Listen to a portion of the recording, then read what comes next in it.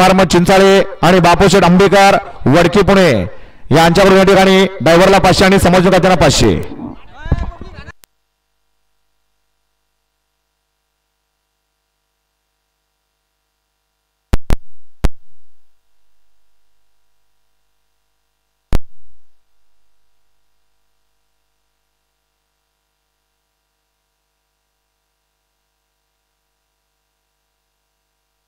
सुंदर अशी लढत झाली.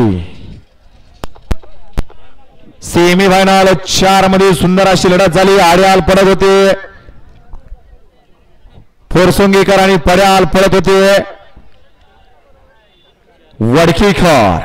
वडकीकर आणि उरुळीकरांच्या या ठिकाणी लढत झाली. फुरसुंगीकरांच्या लढतीचा निकाल पंच.